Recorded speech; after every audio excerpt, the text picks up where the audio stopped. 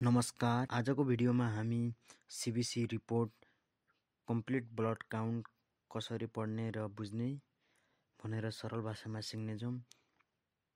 यो video health student, patient र सबैका लागि उपयोगी छ। नम्बर 1 मा हेमोग्लोबिन। हेमोग्लोबिनले हाम्रो शरीरमा अक्सिजन बोकेर लैजान्छ। यसको नर्मल रेन्ज चाहिँ मेलमा 13.5 देखि 17.5 ग्राम पर डेसिलिटर हुन्छ। फिमेलमा 12 देखि 15.5 ग्राम पर डेसिलिटर हुन्छ। हेमोग्लोबिन कम भयो भने एनेमिया हुन सक्छ। बढी भयो भने डिहाइड्रेसन वा हार्ट लङ्स समस्या हुन सक्छ। 2 मा डब्ल्युबिसी व्हाइट ब्लड सेल। डब्ल्युबिसीले इन्फेक्सनसँग लड्ने काम गर्छ। यसको नर्मल रेन्ज 4000 देखि 11000 सम्म हुन्छ। डब्ल्युबिसी बढ्यो भने इन्फेक्सन भएको सङ्केत गर्छ। कम भयो भने भाइरल फिभर वा मेडिसिन इफेक्ट हुन सक्छ। Differential count. डब्ल्युबिसीका प्रकारहरू। न्युट्रोफिल बढ्यो भने ब्याक्टेरियल इन्फेक्सन हुन सक्छ। लिम्फोसाइट बढ्यो भने भाइरल इन्फेक्सन हुन सक्छ। स्नोफिल बढ्यो भने एलर्जी हुन सक्छ। यसले कुन इन्फेक्सन हो भनेर बुझ्न मद्दत गर्छ।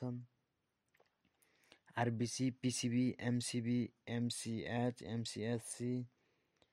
आरबिसी काउन्ट र पिसिबीले रगतको मात्रा देखाउँछ। एमसिबी, एमसिएच, एमसिएचसीले एनेमियाको प्रकार बताउँछ। एमसिबीको कमी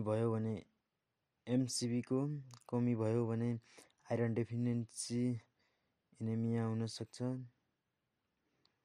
बढी भयो भने भिटामिन B12 वा फोलिक एसिडको कमी।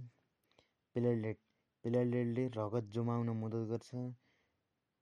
यसको नर्मल रेन्ज 1.5 देखि 4.5 लाखसम्म हुन्छ। प्लेटलेट कम भयो भने ब्लिडिङ रिस्क हुन्छ। बढी भयो भने क्लट बन्न सक्छ। Step by step CBC report सजिलै बुझ्न सकिन्छ, तर अन्तिम निर्णय भने डाक्टरको सल्लाह अनुसार मात्र गर्नुपर्छ। यदि भिडियो उपयोगी लाग्यो भने लाइक, सेयर र सब्स्क्राइब गर्न नबिर्सिनुहोला। धन्यवाद। यस्तै भिडियोहरू हेर्नको लागि यो युट्युब च्यानललाई सब्स्क्राइब गर्न नबिर्सनुहोला। धन्यवाद। फेरि मिल्नेछौँ हामी यस्तै जानकारीमूलक भिडियो लिएर।